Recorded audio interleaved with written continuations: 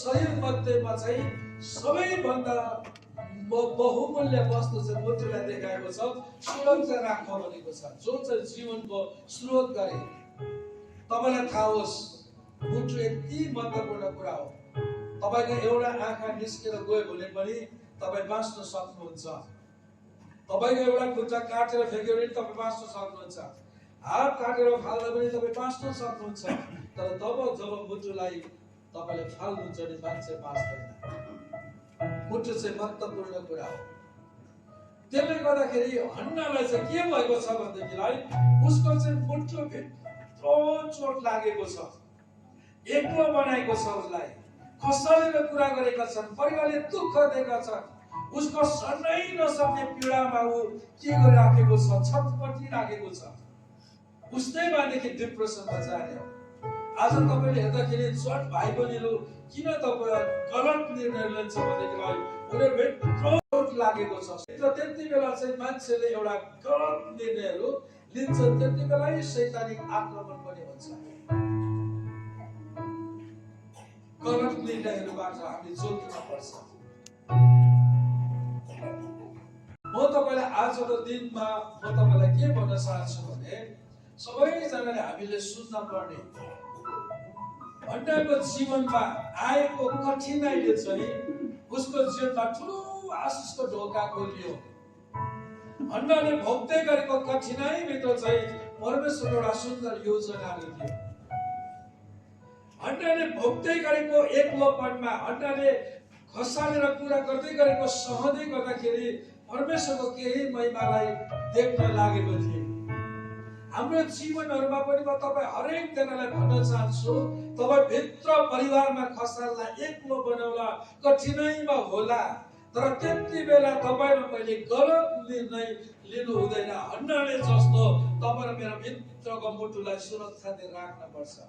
हन्नाले गएर दुःख पाएको ठाउँमा गएर मान्छेलाई भनेन। उसले गएर कानुनी तौरमा पनि गएर पुलिसलाई कम्प्लेन गरेन। गएर उसले पञ्चायतलाई पनि भनेन। आफूतिर गएर पनि गएर भनेन, मलाई एक्लो बनाएको छ, मेरो पक्षमा लेखापढी गरिदेऊ न, मेरो पक्षमा बोलिदेऊ न, मेरो मान्छे आइदेऊ भनेन। बुझ्नुभयो? भन्डाबाट हामीले सिक्न पर्ने कुराहरू। उसले संसारको मान्छेहरूमा, उसले संसारको कुरामा भरै परेन। उसलाई दुःख छ, तकलिफ छ, कठिनाइ अवस्थाबाट जाँदैछ। हामी कस्तो छौँ भने हामी धेरैचोटि गलत ठाउँमा जान्छौँ। हामीलाई मनमा दुःख पर्यो भने, हाम्रो हृदयमा चोट लाग्यो भने कहाँ पोखाउँ, के गरौँ, अनि भेट्नु बित्तिकै पोखाउन सुरु गर्छौँ। धेरैचोटि हामी गलत ठाउँमा पनि पोखाइ पठाउँछौँ। त्यसले गर्दाखेरि गलत ठाउँमा भरि पठाउँदाखेरि हाम्रो समस्याको समाधान नभएको, परमेश्वरको महिमा नदेखेको त्यही कारणले हो। म तपाईँलाई आजको दिनमा हन्नाबाट के सिकाउँछु भने तपाईँ र मैले सिक्ने पाठ चाहिँ मजाको कुरा चाहिँ के छ भनेदेखिलाई हन्नाले यस्तो मनको दापहरू लिएर, कठिनाइ र पीडा लिएर, हृदयमा भएको दुःखलाई लिएर उसले मान्छेको छेउमा गएर मान्छेलाई गएर धुरो रुँदै पोखाएको छैन। त्यहाँ पढ्दै जानुहोस्। उसले मान्छेलाई गुनासो पोखेर रुएको छैन। तर तपाईँलाई थाहा होस्, हन्नाले ऊ भित्र भएको सबै कुराको सहेर उसले सबै कुरालाई समेटेर के गर्दछ भने परमेश्वरको भवनमा गएर ऊ त धुरो डाक्न छोडी रुए परमेश्वरको चरणमा गएर। हालेलुया, हालेलुया। भन्डाको पाठ हामीले त्यसै पढेर बढी पठाउने होइन। तर म तपाईँलाई के भन्छु भनेदेखिलाई हाम्रो मन भित्रको हृदयको कुराहरू निको बनाउने चाहिँ परमेश्वर हुनुहुन्छ। त्यसले गर्दा हामी परमेश्वरको चरणमा गएर हामी अन्ना जस्तो धुरुध रुँदै हाम्रो गुनासोहरू प्रभुको चरणमा राखिदिनु पर्छ। हालेलुया। प्रभु येशू ख्रीष्टको अगाडि जति पनि मानिसहरू आए सबैलाई निको बनाए। परमेश्वर चाहिँ यावा राफ हुनुहुन्छ। त्यसले गर्दाखेरि तपाईँ र म चाहिँ धेरैचोटि संसारमा पाएको चोटले, दुःखले हामी गलत ठाउँमा गएर हामीले मान्छेको चरणमा राखिदिन्छौँ, समाधान हुँदैन। झन् सारा मान्छेले हाम्रो नराम्रो, हाम्रो कतिवटा कमजोरीपनलाई थाहा पक्रेर के गर्छ भने हामीलाई हिट गर्ने काम गर्छ। चोट पुर्याउने काम गर्छ। तर म तपाईलाई आजको दिनमा के भन्न चाहन्छु भने तपाईँ भित्र भएका कुराहरू चाहिँ लिएर हामीले भन्नबाट सिक्न पर्छ कि हामी परमेश्वरका पाउदारमा गएर हामी धुरुधुरुने मनको कुराहरू परमेश्वरमा राख्न पर्छ। हालेलुया। हाम्रो हृदय भित्रको त्यो सोचलाई निको बनाउने चाहिँ परमप्रभु परमेश्वर हुनुहुन्छ। हालेलुया। जब हामी परमेश्वरको चरणमा जान्छौँ हामी निको हुन्छौँ।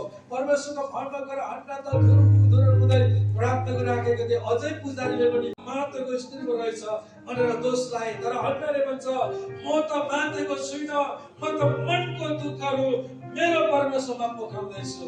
हालेलुया। हामी हरेक जना दुःखहरू म तपाईलाई के भन्छु भने तपाईँ जान्नुहोस्, तपाईँ भित्र भएको समस्या कुराहरू कस मान्छेलाई जोसुकैलाई नसुनाउनुहोस्, तर प्रभुको चरणमा गएर राखिदिनुहोस्। यदि प्रभुको चरणमा राखेनौँ भनेदेखिलाई संसारमा भन्दै जानु भने त्यसले झन् सारा हामीलाई के गर्छ भने एक्लो बनेर जान्छ, चोटमाथि चोट। हामी निको हुँदैनौँ। अन्ना जबसम्म परमेश्वरको भवनमा गएर हृदय मनको वेदना पोखाएन नि ऊ निको भएन।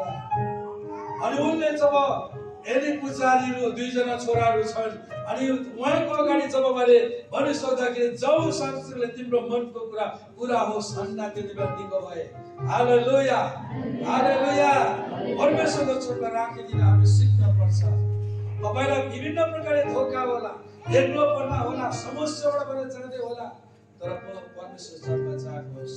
म तपाईँलाई थाहा छ मिठो कुरा चाहिँ अन्नाले जति पनि भोग्दैको कष्टले चाहिँ नयाँ कुरा ल्याउँदै थिए, नयाँ आशिष ल्याउँदै थिए, नयाँ उन्नतिमा परमेश्वरले लाँदै थिए।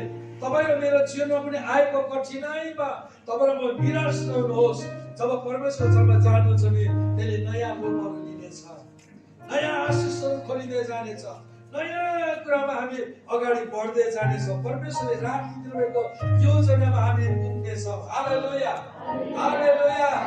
अन्नालाई परमेश्वरले दिएको आशिष जब ऊ निको भएर फर्के, उसबाट जन्मेको एउटा अगमवक्ता सामेल राजा अभिषेक गर्ने व्यक्ति जन्मे। हालेलुया। म तपाईँलाई यही कुराहरू भन्न चाहन्छु, तपाईँ म निको हुनुपर्छ।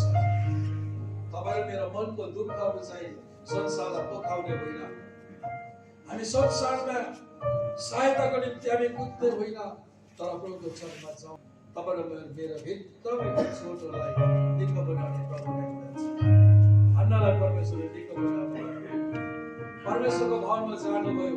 त्यसले गर्दाखेरि म तपाईँलाई के भन्छु भने सबैभन्दा तपाईँ र मेरो हृदय चाहिँ महत्त्वपूर्ण भाग हो। हाम्रो हृदयलाई सुरक्षा राखौँ। तर म तपाईँलाई के भन्छु, हाम्रो हृदयलाई सुरक्षा राखौँ जो चाहिँ परमेश्वरको वचनले हामी सुरक्षा राख्न सक्छौँ। त्यहाँ चाहिँ जीवनको स्रोत बनेको छ, जीवनको पोल बनेको छ। त्यसले गर्दाखेरि हामी जानौँ